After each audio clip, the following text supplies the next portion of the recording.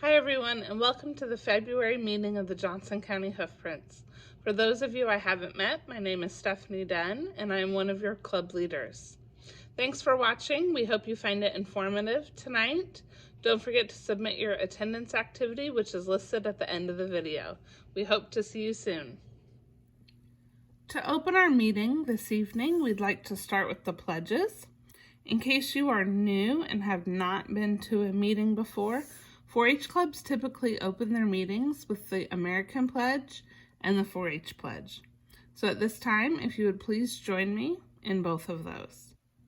I pledge allegiance to the flag of the United States of America and to the republic for which it stands, one nation under God, indivisible, with liberty and justice for all.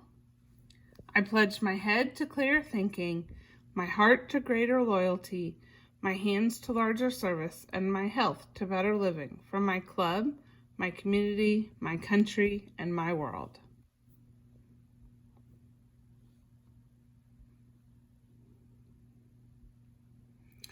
At this time, we're going to have some of our youth officer reports. First up will be Abby with the treasurer's report, then Desi with the historian report, and Cheyenne with the recreation. Hey, it's Abby. I'm this year's treasurer for the club. I know it's going to be a little bit of a different year starting out with COVID, but we'll get through it together. But I'm going to give you your treasurer report for the January meeting. The only recent activity is the club received $50 from the Johnson County Fair Association for Kira Stauffer's winning entry for the fair slogan contest. Congrats, Kira. Our current balances are $1,634.28 in our checkings account and $5,129.69 in our savings account.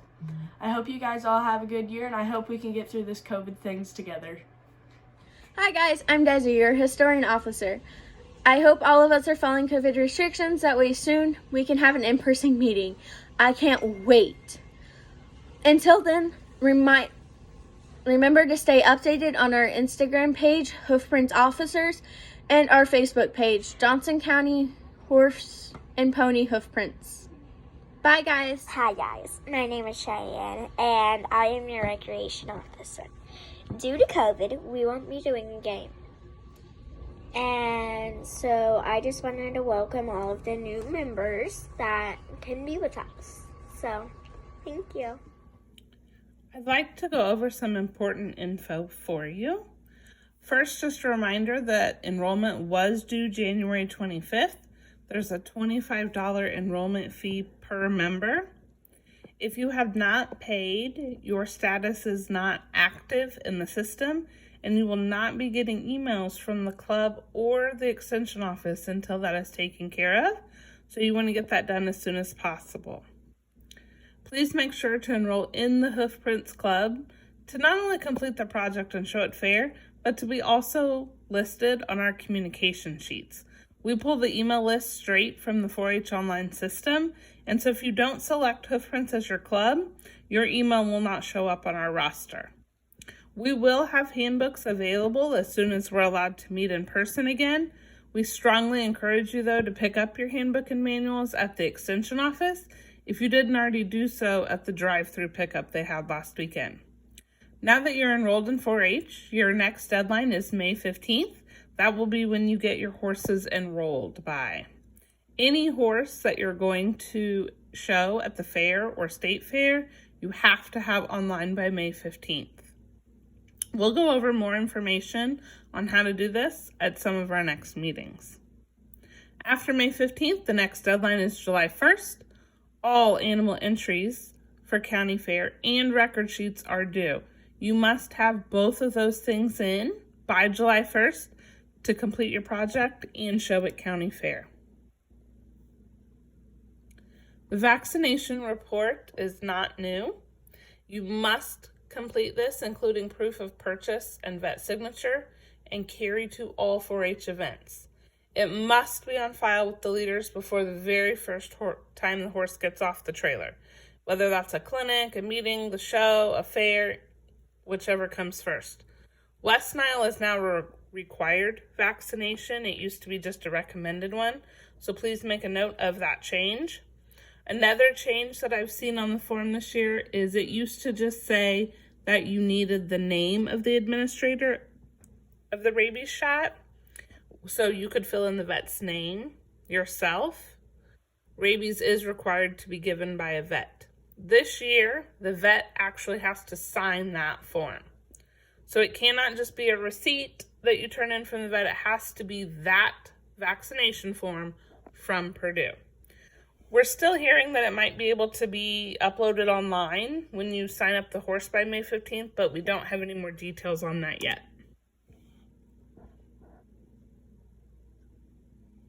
Our spring contest practices are underway. Horseful, hippology, public speaking, and demo practices started a couple weeks ago. If you are interested in those, please reach out to one of the leaders listed on your screen ASAP if you're interested in joining. Right now, I know they've been doing virtual practices, but they hope to be in person soon.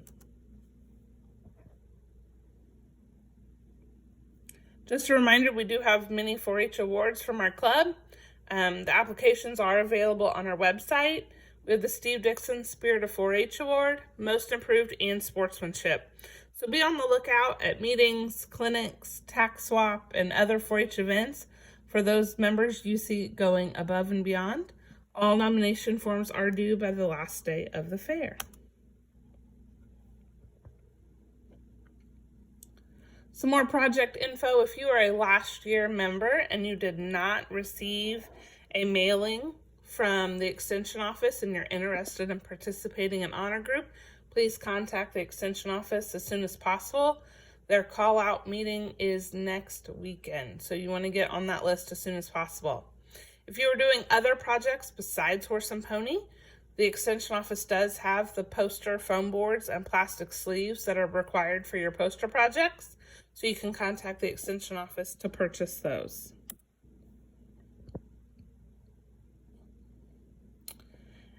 At this time, we'd like to welcome our guest speaker. We have Emily Spray, who's a professional horse show judge, with us tonight. Thank you to everyone who submitted questions for her. We hope you find her talk informative. Good evening, Johnson County kiddos. My name is Emily Spray. I'm a carded horse judge with a few different breed associations, Palomino, both the Buckskin Horse Associations, POAC, and also judge a number of different open shows and 4-H level shows. And so your leaders were kind enough to ask me to give a little bit of feedback on a few questions that you guys have submitted for questions from the judge's view. So I'm going to do my best to give you that. And what that is just my opinion only. You could ask another judge these same set of 10 questions and they could probably give you 10 different answers too. So that's the beauty of a horse show, is when you go to show a horse, you're getting that judge's opinions that day. If we all had the same opinions, that there would be no need to have a horse show, right? So I'm going to do my best to answer some of these, and hopefully some of it will be good tips for you. I know some maybe the first time hearing this kind of information. For others, this is old hat, and yet others, it could be way over your head. So I'm going to try to land in the middle for most of it, and hopefully you guys might walk away with some tips and helpful hints for this year's show season. So starting with number one, what is the most important thing you are looking for in a Western pleasure class? And that's a great question. And my go-to answer is always go to the rule book that you show with. So that could be for a 4-H show or a breed show. And for every class that's held on that show bill, it will list inside the book exactly how that class is to be judged. So just as an example, this is the Palomino rule book because it was the closest one I had in my bag. If I turn to the Western Pleasure page, it's going to tell me, as a judge, I'm going to look for things like a good pleasure horse has a free-flowing stride of reasonable length, keeping with its conformation. He should cover a reasonable amount of ground with little effort. Ideally, he should have a balanced flowing motion while exhibiting correct gaits that are of the proper cadence. The quality of movement and consistency of the gaits is a major consideration.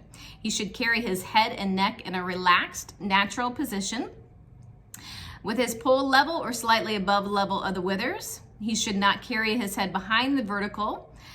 And then it goes on to give many, many more things. He should be shown on a reasonably loose rein, but still have light contact and control. So to put that all in a nutshell, I'm looking for a horse that has cadence, consistency, balance, that moves together with a team, with their rider, and just is fault free. So that's kind of the big and the little of that class, but I'm looking for a horse most of all that has cadence and consistency, that's showing me the proper gaits, that shows flexion at the pole. And with all of these questions, we could do, a whole hour clinic on each of these, and we could do a deeper dive into all of those. But as far as giving you kind of the bird's eye view for Western Pleasure class, that is the type of horse that I'm looking for as the ideal winner for that class. Number 2, what is the most important thing you're looking for in a showmanship class? And that is a great question. And I would say that would be hard to pinpoint one thing for a showmanship class. But first and foremost, ultimately, I'm looking for a horse and rider that are moving together as a team. So they're performing all of those maneuvers together, and they look like a team as they're going through. So if you think, if you're asked to pick up a trot in your pattern, are you trotting consistently at the same pace as your horse? When you stop, does your horse stop with you? Once you turn and face that horse, they should know, okay, it's time to do the pivot next. You can tell from a judge's perspective, those that have practiced and that are in sync with their horse versus maybe someone who hasn't practiced as much and they have to kind of pull their horse to get them to trot or pull them back to get them to stop, or when they're trying to do the pivot, maybe this horse has never done that before and they're thinking, what on earth are you trying to get me to do?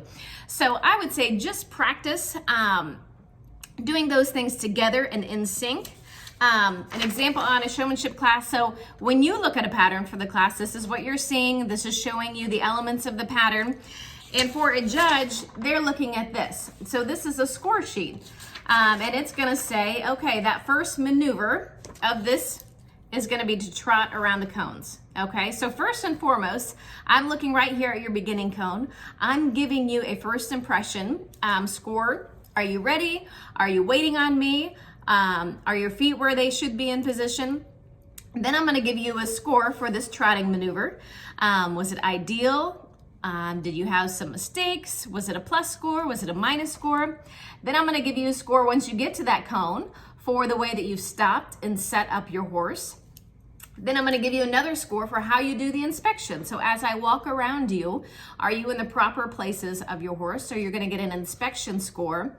Then there's a 270, so I'm going to give you a score on your pivot, making sure I score that correctly for any minor or major faults, any plus scores on that. And then the last maneuver is walking away, so I'm also going to give you a score for that. So what I like to tell 4-Hers is, even though you say, well, I had a really good pattern, or, oh, I really blew that pattern, my horse didn't stick its pivot. Remember that as a judge, they're scoring each of those specific maneuvers. So even if maybe you didn't have the best trot in the world, you might have still done a lot of other things really good in that pattern. So when you look at your patterns, for showmanship, horsemanship, any class that has a pattern, break each of those maneuvers down specifically and practice those separately, because the judge will be giving you a different score for each of those parts of the pattern. So that's kind of a brief rundown on the showmanship class. Number 3, how do you score the different classes? That's a great question. And I will tell you, you can do the same thing for really any breed association. You can go to their website and they post all their score sheets that are used in a class. So almost every class has a score sheet. There are a few that don't. Halter, hunter under saddle, pleasure, those types. But you can get on there and you can print off copies of these score sheets to see exactly how each of these are scored by the judge. And like I said, we could get a deep dive into each of those classes, but I would say hop on to any of those breed associations, and if you go to the judges tab, that's where we print these off. And so you can see exactly the same score sheets that we use to score your class, and that's going to give you a better idea of when you come out of the ring, how the judge has scored that class. And you can always ask for these. You can ask the ring steward or the show committee if the judge has their score sheets available. And oftentimes those judges are willing to share those, so that way you can see exactly how they scored you in that class. So those are great learning tools if those are available after the show that you're at. Number 4, any tips on for a beginner on calming nerves? That's a great question too. And I would say always remember the judges were there to judge from the positive. And I speak for most judges. I would say maybe not all of them, but we speak for most judges in saying that we're judging you from the positive. So when you come into that ring, we're looking there, standing at you saying, show me what you got. And we are cheering you on from the minute you come in that ring. Yes, we are held accountable to a scorecard. So we are looking for penalties and those types of things. But we're also saying, show me what you got. Show me all the good things that you can give me. So we're not there to be critical. We're not there to only find your flaws.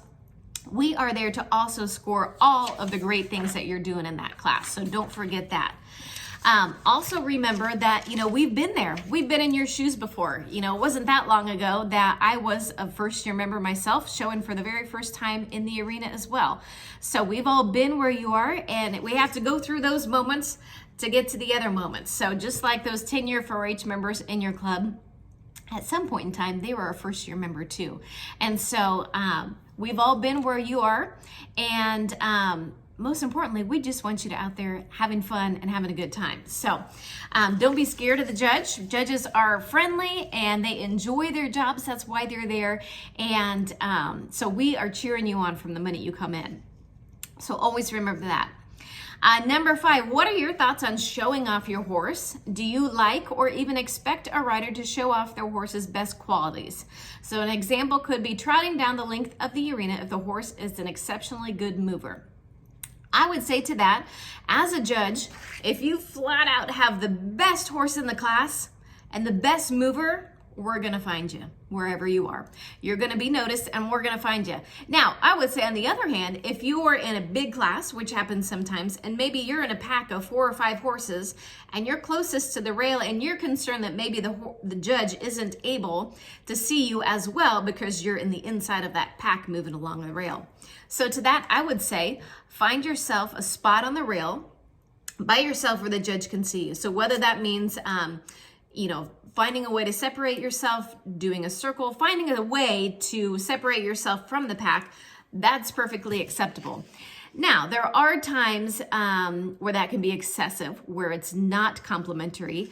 If I'm in the middle of a ring and a horse is trotting right in front of me in kind of my space, sometimes that can be more of a distraction. So it's okay to pull yourself off the rail a little bit if you need to.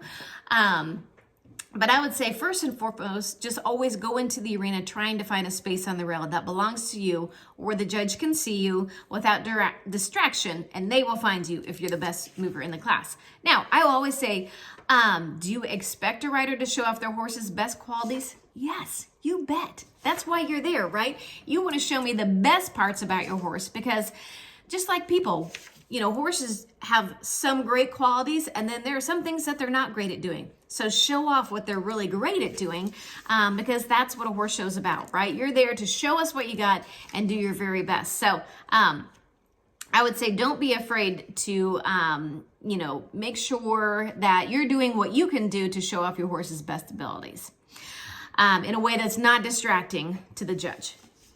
Number 6, what kinds of extra credit moves in a class would impress you and what would not? So again, I would say that kind of goes back to the last question as far as what's complimentive and what's a distraction. Example of that, I don't have a trail pattern in front of me, but an example with that would just be going above and beyond, doing a higher degree of difficulty. And that's what you would be calling extra credit. So for example, if you were in a trail class and there were an L to back through. If you go up and put that horse's nose to the end of the L and start doing your back through, is that correct? Yes. Is that a 0 score? Sure. We have a +2, we have a -2, you're in the average score. Now, if you want a little extra credit, as you would say, or a higher degree of difficulty, you would take that horse and go all the way to the end of that L where their front feet or even with the end pole, if that makes sense. So you're going farther into the chute, therefore you have to back farther out of the chute without making any mistakes. So if I see that horse, exhibitor B, is going a little bit above and beyond exhibitor A. So they would get maybe a +0.5 on that maneuver score instead of a 0 score. A 0 score is not a bad score. A 0 score for trail just means you've done it correctly. If you're going above and beyond that, if you're traveling a line of travel through cones or through poles that are requiring a higher degree of difficulty, as a judge, yes, I will score that better. I will give them a +0.5 score, a +1 score, a +1.5. It was a high degree of difficulty, and they did that really exceptionally well. So those are different ways in different classes to earn higher scores, if that makes sense. The next question, and two of these go together a little bit. Do you have preferences or consider fashion in the hunter ring, like stylish attire, trendy coat colors, headgear, or tack? How much attention do judges pay to the bling?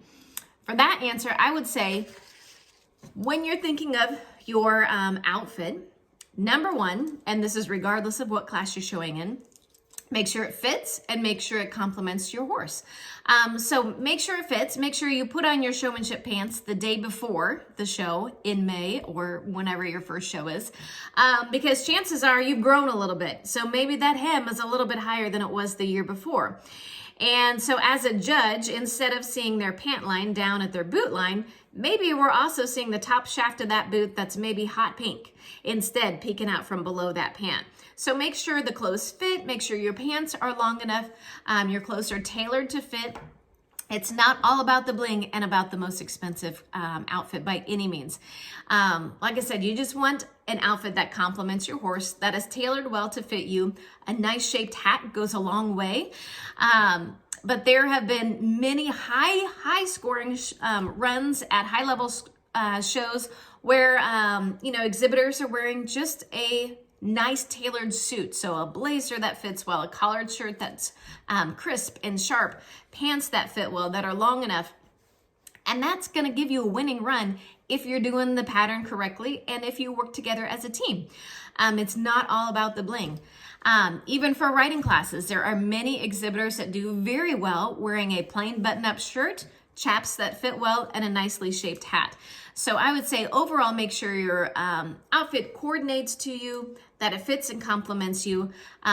For boys, an easy way to do that, take your button-up shirt to the dry cleaner and have them run a heavy starch. Pay that $7 and you've got practically a brand new shirt that's gonna fit well, that's gonna be crisp and stay less wrinkled for a lot longer.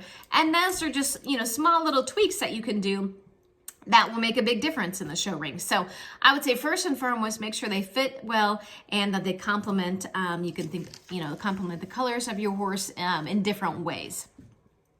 Number 9, in showmanship, if your horse stops squarely at the setup, should you keep it or make an adjustment? In my eyes, at a judge, if you're trotting up to the cone and you stop and you turn to look at your horse and he's already set up, leave him. Boom, you've got a plus score on that. If you try to, there's really no need to back that horse out of a good setup and reset them back up, because you could run the risk of, backing that horse out and then it takes you 5 or 6 more tries to get them back set squarely. So now your maneuver score has went to maybe a -0.5, -1. So I would say if you trot and he stops squarely at the setup and you've turned, he's set, boom, you're ready for the inspection. End on a plus. Let's see this question. How far should I back when the pattern calls for 2 horse lengths, 4 steps, or 2 strides? So when you're sitting on your horse, count those steps in your head. So if it's 4 steps, count 1, 2, 3, 4. If it's strides, you're going to look at that front leg, and a stride is going to be 1, 2. This is really hard to do without a video. But if it says back 2 horse lengths, that's typically going to be 8 steps. So if you're sitting on your horse for horsemanship or equitation and it calls 2 horse lengths, as you're asking your horse to back, you're going to be thinking in your head, 1, 2, 3, 4. So that's 1 horse length. 5, 6, 7, 8. That's typically going to be 2 horse lengths. And the last question is, what stands out as a great performance? So I would say, are you moving together as a team with a great attitude, doing one step above? So always work together with your horse so that you're moving together in sync, together with a happy heart, and those are always going to be plus scores in my eyes as a judge. So I hope that helps. I'm happy to answer any other questions for you, and I wish you all the very best of luck for this 2021 show season. Once again, thank you to Emily for being our guest speaker this evening. You should have gotten an email recently about the tax swap. We did have to postpone that from February due to COVID gathering restrictions. The new date is April 10th from noon to 3. It will be in the Livestock Pavilion at the fairgrounds instead of Scott Hall. If you're not familiar with the fairgrounds, the Livestock Pavilion is the big indoor barn next to the horse area. If you are interested in reserving a booth, they're $25 per table. But I would tell you to get your name to me ASAP. Right now we have about 30 booths already booked, and we won't be able to take many more due to social distancing requirements. Again, that's in April. As of right now, masks and social distancing will be required. As you know, things are changing daily, so we'll keep you updated on the COVID restrictions for the tax swap. We are going to do our flower sales fundraiser again this year. Order forms will be sent out in the next couple of days, and they will be due no later than March 15th.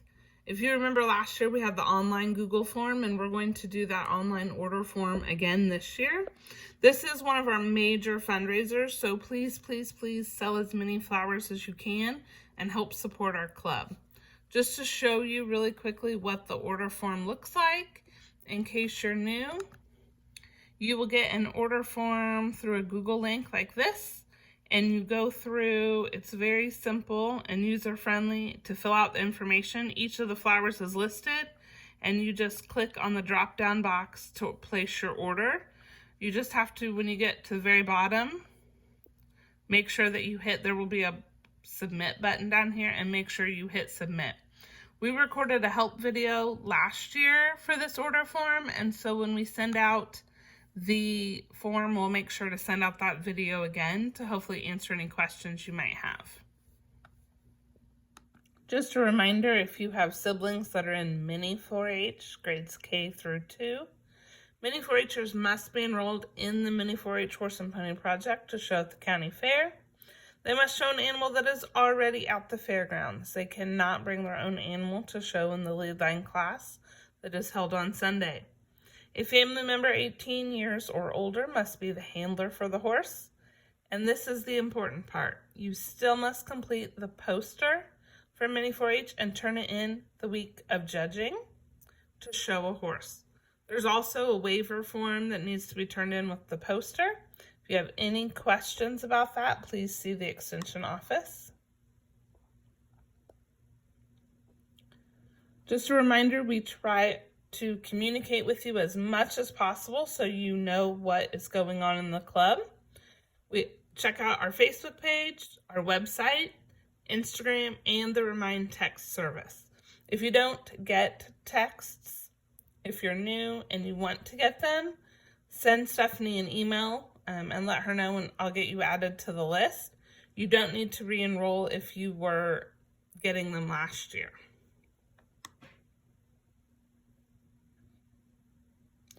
That is all for our meeting this evening. Please let the leaders know if you have any questions or concerns about anything at all. We're here to help you. Our next meeting is Monday, March 8th at 7 o'clock. Again, we don't know if it's going to be in person or virtual yet. Please be patient as we try and figure all of those things out. We hope to be back in person as soon as possible. We will let you know in plenty of time whether that is going to be another video or we're going to be able to meet in person. If we can meet in person on March 8th, it will be at Scott Hall at the fairgrounds.